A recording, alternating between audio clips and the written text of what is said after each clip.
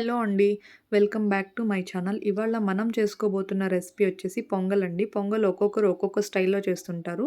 మనం మన స్టైల్‌లో చేసుకుందాము. రండి చూద్దాము. సో, ముందుగా నేను హాఫ్ గ్లాస్ రైస్ తీసుకున్నానండి. అండ్ కొంతమంది ఓన్లీ పెసరపప్పే యూజ్ చేస్తారండి. నేనిక్కడ ఎర్రపప్పు కూడా వాడుతున్నాను. రెండిటిని కలిపి శుభ్రంగా కడిగేసి, నీళ్లు పోసి పక్కన పెట్టుకున్నానండి నానబెట్టుకొనేసి.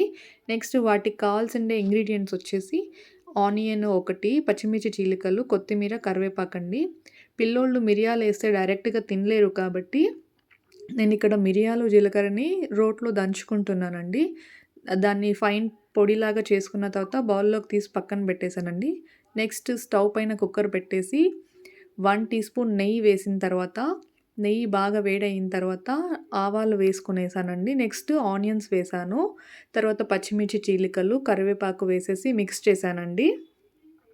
అండ్ అలాగే ముందుగా దంచి పెట్టుకున్న మిరియాల పొడి ఉంది గదా! అది గూడా దీంట్లోకి వేసుకునేసానండి. నెక్స్ట్ రైస్, సాల్ట్ అన్నీ వేసిన తర్వాత బాగా మిక్స్ చేశాను. నెక్స్ట్ అందులోకి కొత్తిమీర వేసేసానండి. ఇక్కడ మనము రైస్ అండ్ పప్పులు 2 కలిపి ఒక గ్లాస్ తీసుకున్నాం కాబట్టి, మనం ఇప్పుడు దానికి వాటరు 3 గ్లాసులు తీసుకుంటున్నానండి.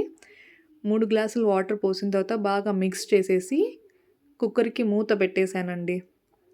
మూత పెట్టిన తర్వాత ఒక 3 ఆర్ 4 విజిల్స్ వచ్చిన తర్వాత లిడ్ ఓపెన్ చేసేసి చూస్తే పొంగల్ రెడీ అయిపోయిందండి. నెక్స్ట్ దాన్ని సాఫ్ట్‌గా మిక్స్ చేసుకునేసి సర్వింగ్ బౌల్‌లోకి తీసుకునేస్తే అంతే అండి. ఎంతో టేస్టీ అయిన పొంగల్ రెడీ అండి. ట్రై చేయండి.